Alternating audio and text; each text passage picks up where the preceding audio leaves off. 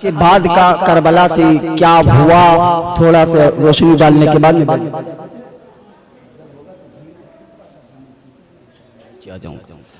عزیزان ملت اسلامیہ 10 محرم الحرام کو جب یہ امام حسین کے تمام چاہنے والے تمام آپ کی عزیز و قریب جب شہید کر دیے جاتے ہیں، جس میں روایتوں میں آیا ہے کہ کربلا کے میدان میں شہید ہونے والے ایک روایت میں 7 صحابی تھے، ایک روایت میں 9 صحابی بھی تھے اس جنگ کے میدان میں۔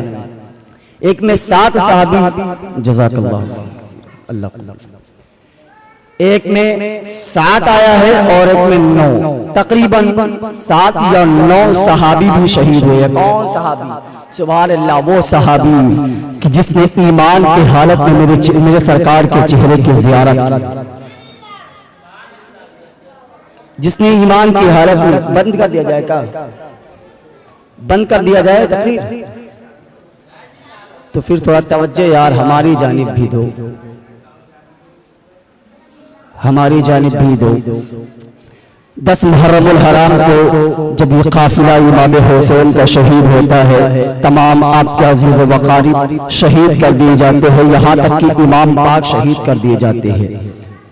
حضرت زینب خیمے کے اندر ہیں، رو رہی ہیں۔ کون زینب روتی ہے؟ وہی زینب روتی ہے جس کے بارے میں آقا حسین خود فرمایا کرتے تھے کہ جب زینب روتی ہے، فاطمہ کی بیٹی زینب جب اپنے آنکھوں سے آنسوؤں کو گرایا کرتی ہے تو آسمان کے فرشتے بھی رویا کرتے ہیں، زمین کے فرشتے بھی رویا کرتے ہیں، یہاں تک کہ جو نبی کے روضے پر 70,000 ملائکہ حاضری دینے کے لیے آتے، زینب کے آنسوؤں کو دیکھ کر وہ بھی رو دیا کرتے ہیں۔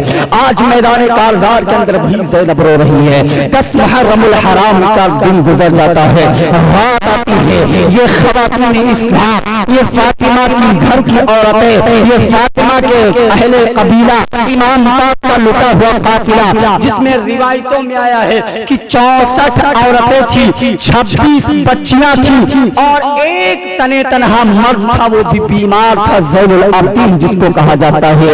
یہ بیمار تھے، یہ قافلہ میدان کارزار، میدان کربلا میں رکا ہوا ہے، خیمے میں ہے، اور ادھر یزیدی لشکر، یہاں تک کی روایتوں میں آتا ہے کہ عمر و سعد اس دن وہی کربلا کے میدان میں ٹھہر جاتا ہے۔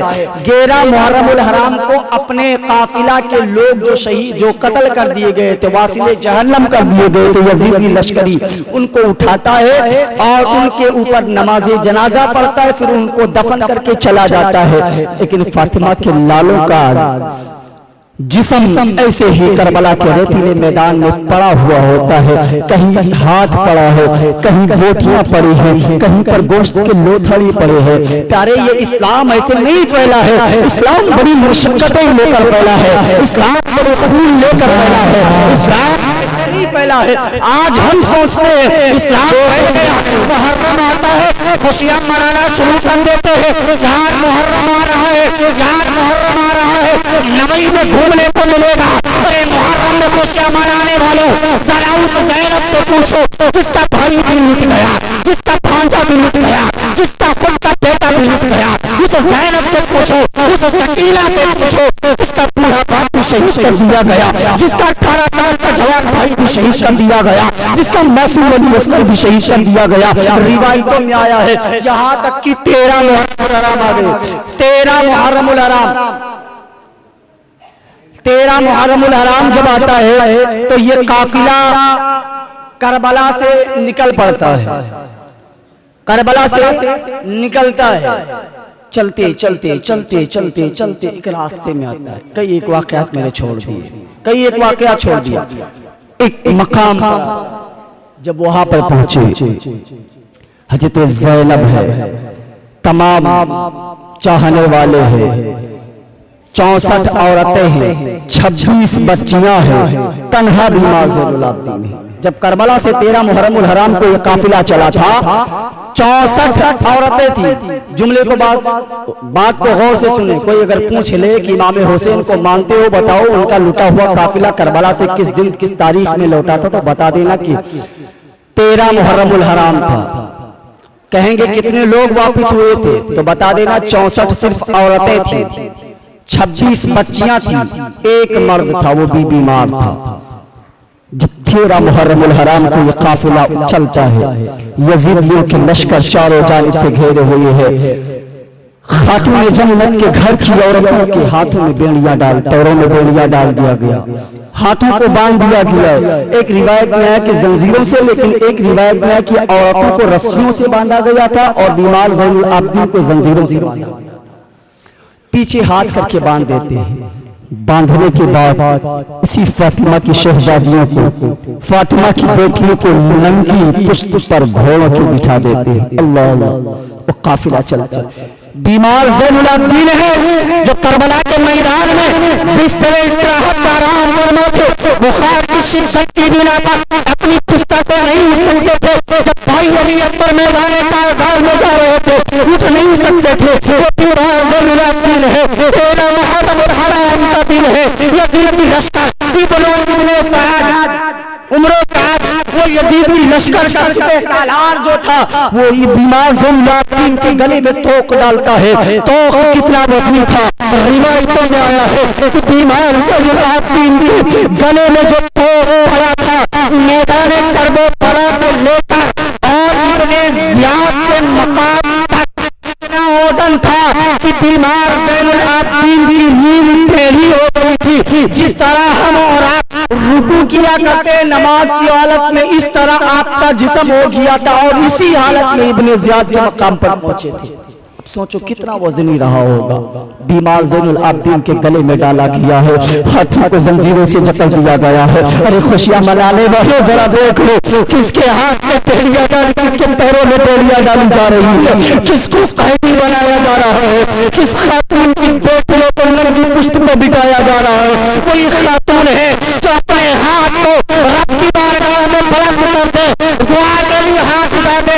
अगर फातिमा कह दे मुझे जन्नत का खाना चाहिए, तो रब जन्नत से खाने भेज देता था। तो फातिमा की बेटियों को कैदी बनाया जा रहा है, वही फातिमा है। मौला मेरे बच्चों को लिबास भेज दे, जन्नत से लिबास आया जाया करता था।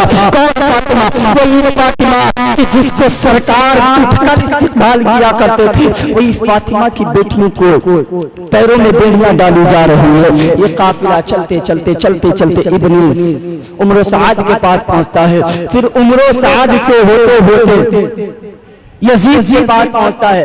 अब यजीद के पास जब पहुंचा, एक रिवायत में आया है कि यजीद ने इमाम हुसैन का सर रख लिया। एक रिवायत में आया है कि यजीद ने इमाम हुसैन का सर उनके काफिले वालों को दे दिया था, बीमार ज़ैनुल आबिदीन को दे दिया था। वो लेकर गए मदीने में जन्नतुल बकी में दफन किया।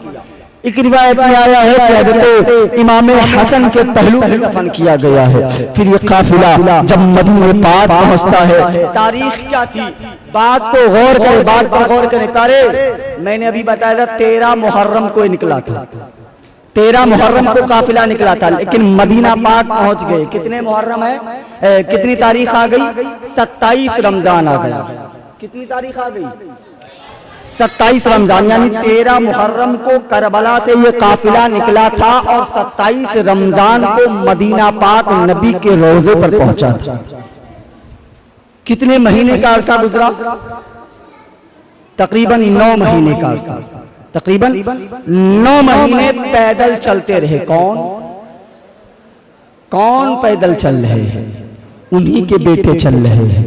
किसके बेटे?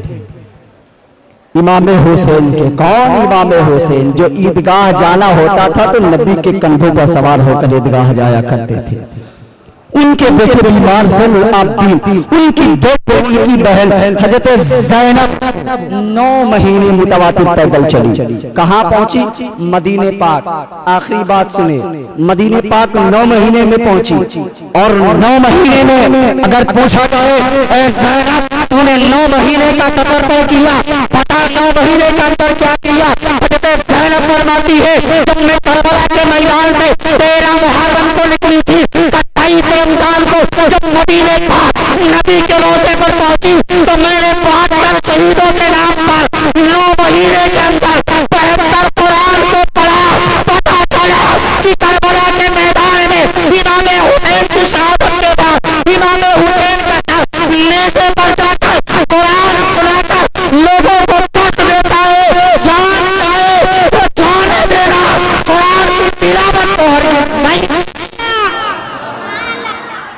جب کربلا سے یہ چل کر قافلہ لوٹا ہوا قافلہ، جس کا بھائی مارا گیا، جس کا بیٹا مارا گیا، جس کا بھانجا مارا گیا، جس کا بھتیجا مارا گیا، وہ زینب تمام غموں کو چھوڑ کر کربلا سے چل کر اور مدینے کا 73 ختم قرآن پڑھ کر ہمارے گھر کی عورتوں کو اس چیز کا دس دے دیا کہ پہلو اپنے آپ کو کمزور نہ سمجھو، اگر بھائی جاتا ہے تو جانے دینا، بھانجا جاتا ہے جانے دینا، بھتیجا قربان ہوتا ہے قربان ہونے دینا، لیکن خدا کی قسم نبی کی بتائی ہوئی بات یعنی قرآن مقدس کا دامن ہاتھ سے کبھی نہیں جانے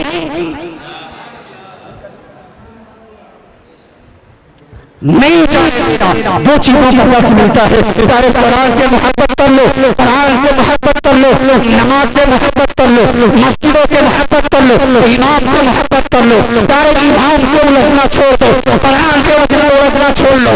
نبی کریم سرکار عالم صلی اللہ تعالی وسلم جب شروع زمین سے پردہ فرمانے کا ٹائم آیا، صحابہ کو اکٹھا کیا، تمام لوگوں کو اکٹھا کیا، فرمایا اے صحابہ تجھے پتا ہے میں زمین سے پردہ کر رہا ہوں لیکن تمہارے درمیان دو چیزیں چھوڑ کر جا رہا ہوں۔ صحابہ نے عرض کیا یا رسول اللہ کون کون سی چیز ہے؟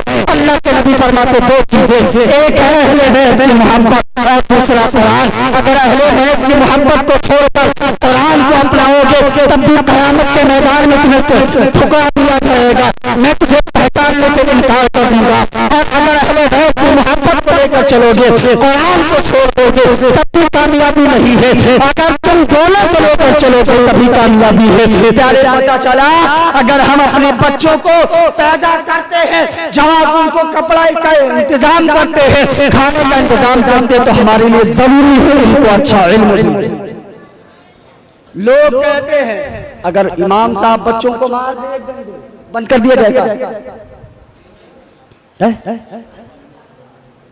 جب اشارہ ہوگا میں بند ہو جاؤں گا، الحمدللہ بولنے کا بہت ٹائم ملتا ہے، ہاں جب اشارہ کرنا بند کر دوں گا۔ دو چیزوں کا درس ملتا ہے، ایک قرآن کا اور دوسرا اہل بیت کی محبت کا۔ اگر امام حسین سے محبت نہیں تب بھی ہم جنت میں جانے کا دعویٰ نہیں کر سکتے، امام حسین سے محبت قرآن سے محبت نہیں تب بھی جانے کا دعویٰ نہیں کر سکتے۔ پیارے قرآن وہ عظیم کتاب ہے جس کو ناپاکی کی حالت میں تو دور کی بات ہے بغیر وضو بھی چھونا گناہ ہے، وہ قرآن ہے۔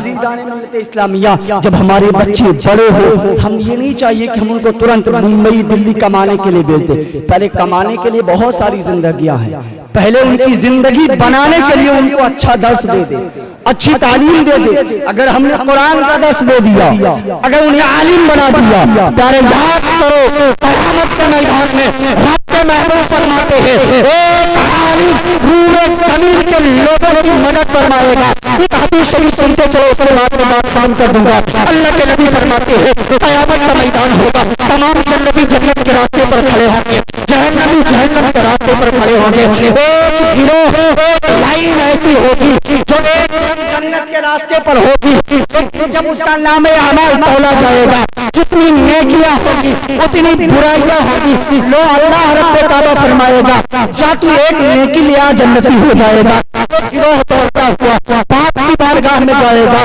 اے حضور آپ نے بہت محبت سے پالا، میری پرورش کے لیے آپ نے دن رات خون بہا کر پسینے بہا کر کما کر مجھے پالا ہے، میری پرورش کی ہے، ایک نیکی دے دو۔ باپ کہے گا بیٹا میں نے بہت مشقتیں جھیلی ہے تجھے پالنے کے لیے، ایسا کر تو مجھے قیامت کے میدان میں ایک نیکی دے دے، وہاں سے بھی دھتکار دیا جائے گا، ماں کے پاس جائے گا وہاں سے بھی اس کو کوئی نیکی نہیں ملے گی، بہن کے پاس جائے گا وہاں بھی وہ ناکام رہے گا، بھائی کے پاس جائے گا وہاں بھی ناکام رہے گا، دوست کے پاس جائے گا وہاں بھی ناکام رہے گا، پھر رب کی بارگاہ میں جائے گا شرمندہ ہوگا، کھڑا ہو جائے گا، رب کعبہ سوال کرے گا اے بندے بتا تو ایک نیکیاں لے کر آیا، شرمندہ ہو کر عرض کرے گا مولا کریم میں اپنے باپ کے پاس گیا لیکن نیکی نہ پایا، اپنی ماں کے پاس گیا لیکن کوئی نیکی نہ پایا، اپنے بہن کے پاس گیا کوئی نیکی نہ پایا، یہاں تک کہ دوست احباب کے پاس گیا کوئی نیکی نہ پایا، اپنی شریک حیات اپنی بیگم اپنی بیوی کے پاس گیا کوئی نیکی نہ پایا، رب فرمائے گا کیا تیرے گاؤں میں کیا تیرے علاقے میں کوئی مسجد نہ تھی وہاں کا امام نہ عرض کرے گا ہاں ایک امام صاحب تھے میں ان کو جانتا ہوں بڑے نیک تھے بڑے متقی تھے، کہے گا جا اسی امام کے پاس وہ نیکیاں دے دے گا۔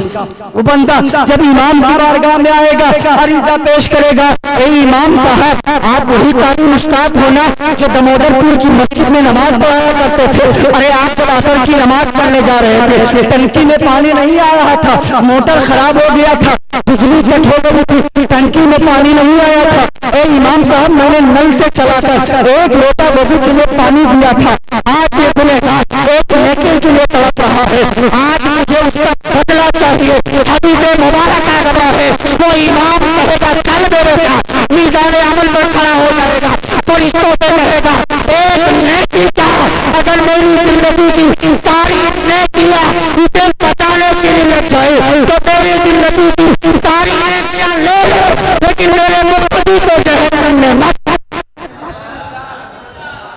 پیاری یہ امام ہے، یہ میری بات نہیں ہے، میرے باپ کی بات نہیں، رسول پاک اٹھا کر دیکھ لو بخاری شریف۔